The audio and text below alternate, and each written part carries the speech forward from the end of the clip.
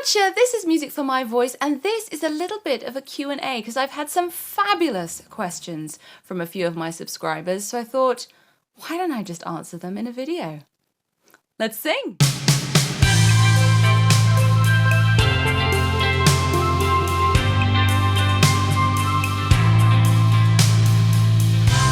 This might become a bit of a series, so please do let me know any questions you have in the comments of this video and I will answer them in future Q&A videos. It's much easier for me and better for you if I chat you through it, explain things with a few exercises, tips and tricks to actually properly, definitely answer your questions much better than me just typing away over the text chat. So yeah, let me know. I have picked 3 for today's video and we'll just crack on and answer them.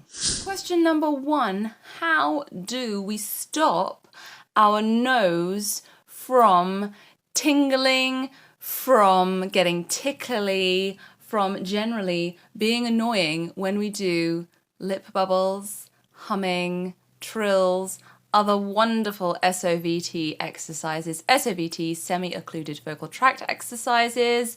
Those of you that have watched a lot of my videos know how much I love them, know how the lip bubble is my most favorite exercise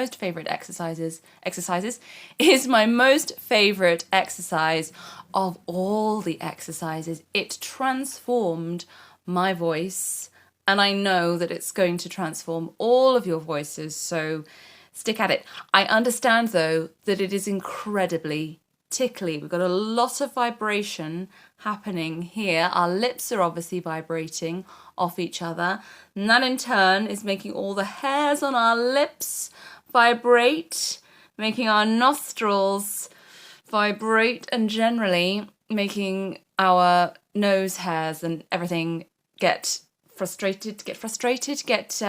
annoyed, tingle and tickle and make us, I don't know, sneeze, have to itch our nose, constantly have to rub our nose as we're doing the exercise. How can we stop that? Well, 3 little tricks that you can do to help alleviate the symptoms of itchy nose. And 2 of these tips are what I do every single time in my lip bubbles. So first of all, make a sad face. Pull those corners of your lips down and blow through that way.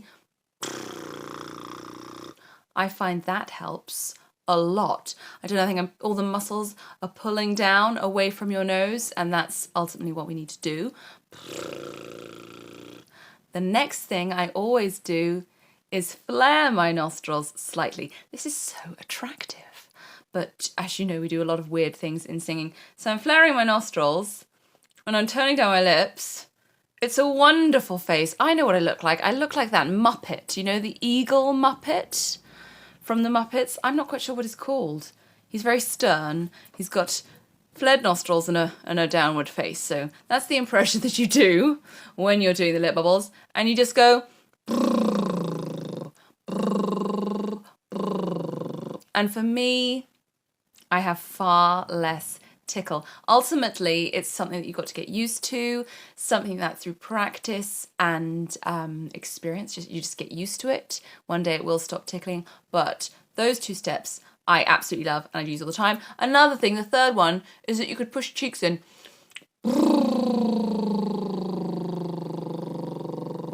And that'll divert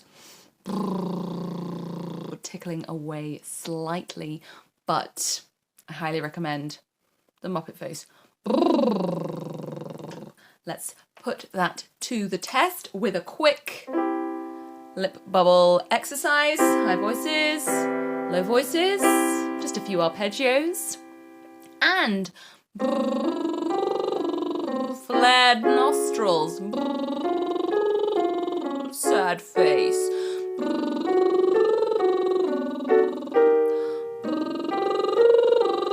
How's that feeling?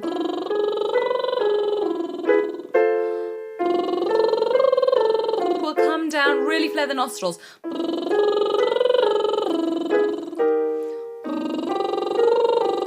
and turn down the mouth.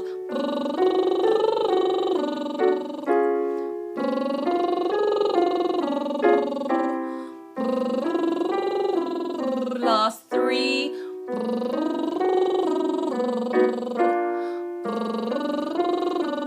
Last 1. I have to say though, I do have a little bit of tickle. It's not something that is going to completely go away. Like I said, it's going to be something that you will get used to. But flare those nostrils and turn down that mouth. Attractive. Question 2. So one of my subscribers has said how they can do the exercises or the vowel sounds nice and smoothly, but when it comes to forming words, that's when they get stuck. So how do we go from singing lovely open vowels to adding the consonants, all the things that are happening up here, without blocking the sound? Well, we're going to do a little exercise quickly to cement those vowel sounds. We're just going to go R, E and oo to a 5-note scale. Repeated 3 times because there are 3 vowel sounds. Lower voices. Ready? And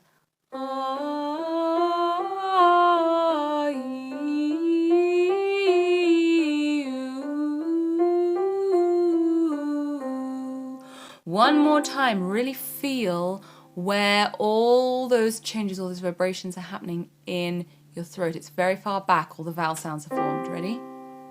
And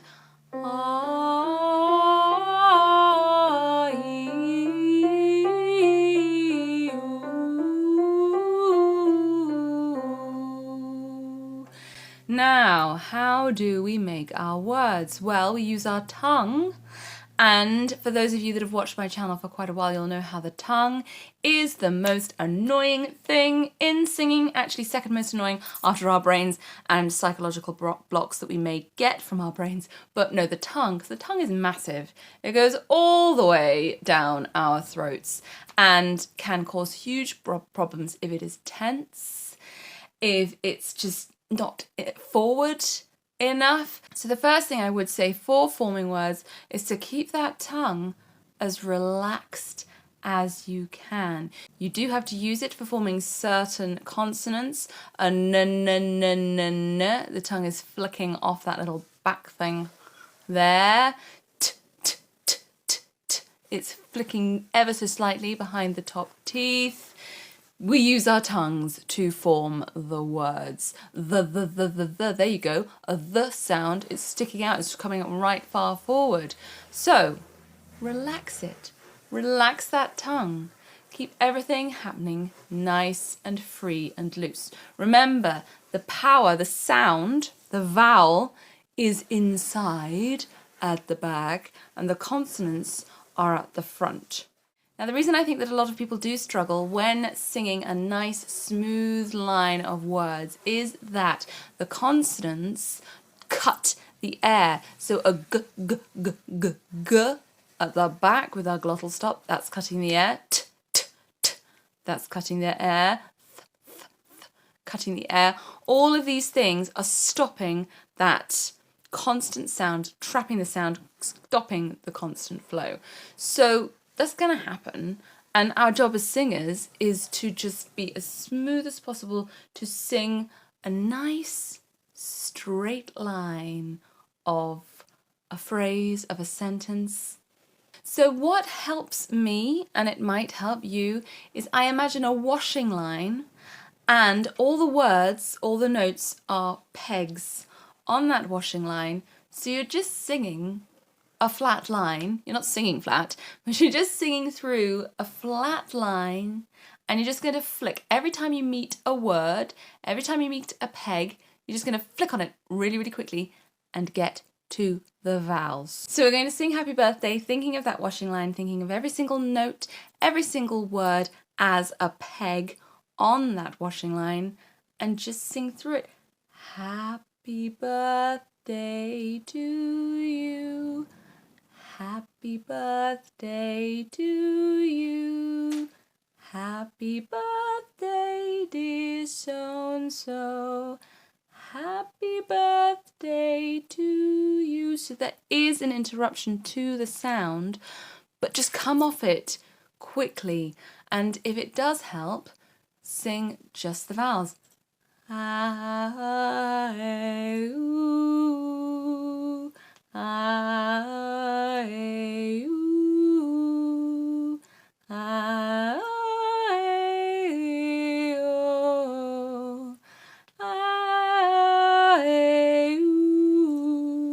Get used to those vowels and then add the consonants at the beginning.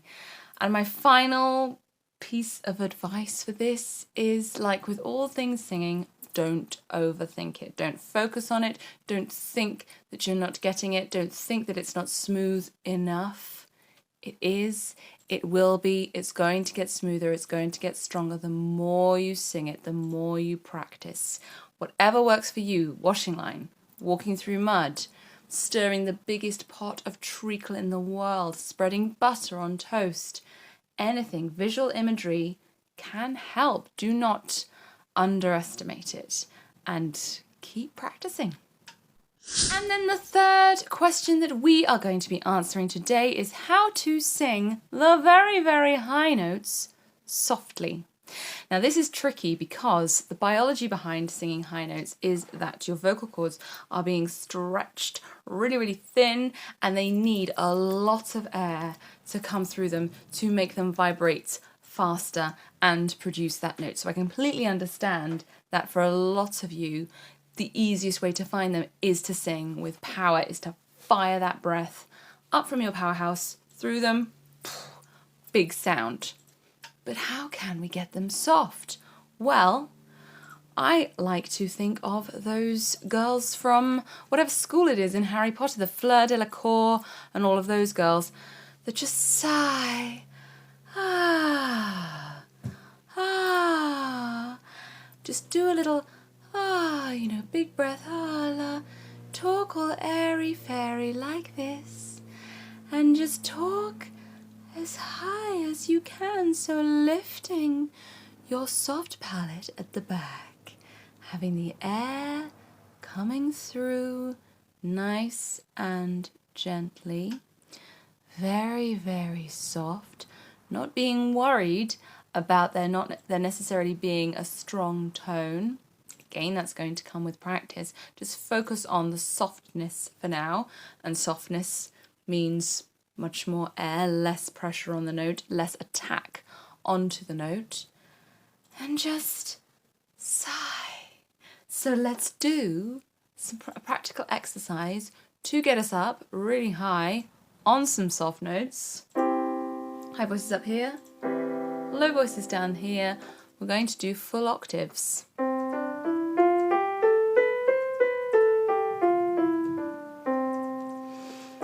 We're just going to sing it to a sigh. Ha, ha.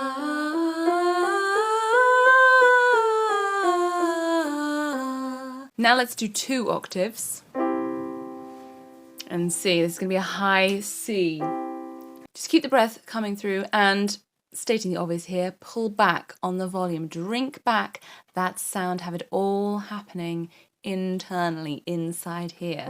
Just a nice big sigh. Sighing musically, sighing with sound. Ready? And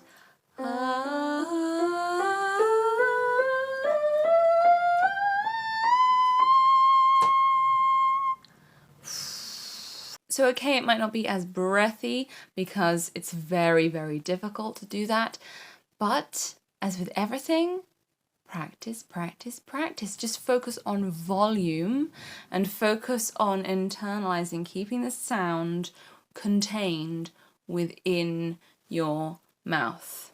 So there we go, 3 of your questions I hope answered. Though if you do have any further questions on any of these topics or anything else, please do let me know. I read all the comments and I love them. I love receiving your questions. It's really helping me actually. I'm learning a lot more myself through doing these videos. I always learn so much in my lessons with my students. So yes, I love to learn. Because singing is a very, very strange thing. Our voice is an instrument, so it's no different from a piano, from a violin, from anything like that. But because it's our bodies and because everything happens internal, a lot of it is feelings and imagery and just using anything that we can to find that sound. Whatever works for you. It could be the feeling, it could be imagining a line, it could be focusing on a specific vowel sound, a specific weird meow, a cry, anything like that. Once you find that a sensation, you find something in your voice that you really, really like, just go over and over and over, build the strength, build the muscle memory. That is how you're going to grow your voice. So there we go. I hope you have enjoyed this video. If you have, please do the YouTubey things, like, subscribe to the channel for more videos sort of like this, but also lots of warm-up videos I do on Wednesdays and on Fridays. Other than that though,